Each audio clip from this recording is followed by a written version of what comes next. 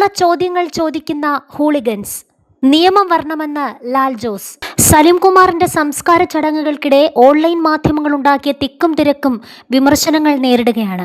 മീഡിയക്കാരുടെ തിക്കും തിരക്കും നിയന്ത്രണാതീതമായതോടെ സലിംകുമാറിന്റെ മകൻ ചന്തു സലിംകുമാർ പൊട്ടിത്തെറിക്കുക വരെ ഉണ്ടായി.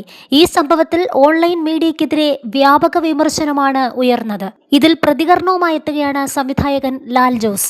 ചന്തുവിന് പ്രതികരിക്കേണ്ടി വന്ന സംഭവം സങ്കടകരമാണെന്നാണ് ലാൽ ജോസ് പറയുന്നത്. ഇത്തരം സംഭവങ്ങൾ നിയന്ത്രിക്കാൻ സർക്കാരിന്റെ ഭാഗത്തു നിന്നും നടപടികൾ സ്വീകരിക്കണമെന്നും അദ്ദേഹം പറഞ്ഞു. ആളുകളുടെ വൈകാരിക അവസ്ഥ പോലും മാനിക്കാതെ മൊബൈൽ ക്യാമറകളുമായി വ്യക്തി സ്വാതന്ത്ര്യത്തിലേക്ക് ഇരച്ചു കയറുന്നവർക്കെതിരെ കർശന നിയമനിർമ്മാണം വേണം. സോഷ്യൽ മീഡിയയിൽ എന്തിനെങ്കിലും എതിർത്ത് സംസാരിച്ചാൽ എല്ലാവരും കൂടി ഒന്നിച്ചു വന്ന് ആക്രമിക്കുന്ന അവസ്ഥ സങ്കടകരമാണെന്ന് അദ്ദേഹം ചൂണ്ടിക്കാട്ടി. എന്നാൽ ഇതിൻ്റെയൊക്കെ യഥാർത്ഥ തീവ്രത സ്വന്തം വീട്ടിൽ ഒരനുഭവം ഉണ്ടാകുമ്പോൾ മാത്രമേ പലരും തിരിച്ചറിയുകയുള്ളൂ. ലോകത്തെ എല്ലായിടങ്ങളിലും വ്യക്തിപരമായ സ്വാതന്ത്ര്യത്തിന് വലിയ വിലയുണ്ടെന്നും ലാൽ ജോസ് ഓർമ്മിപ്പിച്ചു.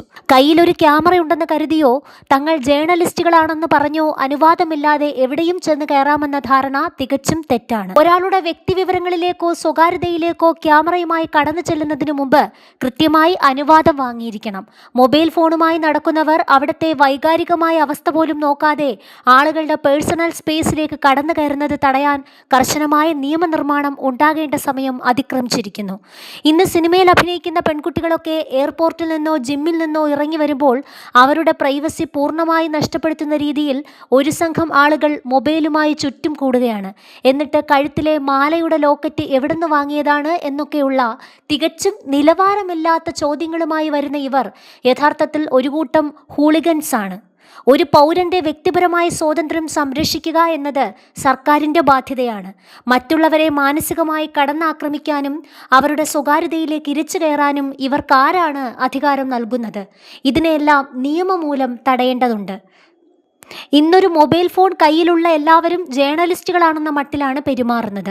ഇതുമൂലം യഥാർത്ഥ ജേർണലിസ്റ്റുകളെയും വ്യാജന്മാരെയും തിരിച്ചറിയാൻ പറ്റാത്ത അവസ്ഥയായി. അതുകൊണ്ട് മറ്റൊരാളോട് ചോദ്യങ്ങൾ ചോദിക്കാനും അവരുടെ വ്യക്തിപരമായ ഇടങ്ങളിലേക്ക് കടന്നു ചെല്ലാനും താല്പര്യപ്പെടുന്നവർക്ക് കൃത്യമായ പോലീസ് വെരിഫിക്കേഷന് ശേഷം ഗവൺമെൻറ് നൽകുന്ന ലൈസൻസ് നിർബന്ധമാക്കുന്നതിനെക്കുറിച്ച് ആലോചിക്കേണ്ട സമയം കഴിഞ്ഞിരിക്കുന്നു, ലാൽ ജോസ് പറഞ്ഞു.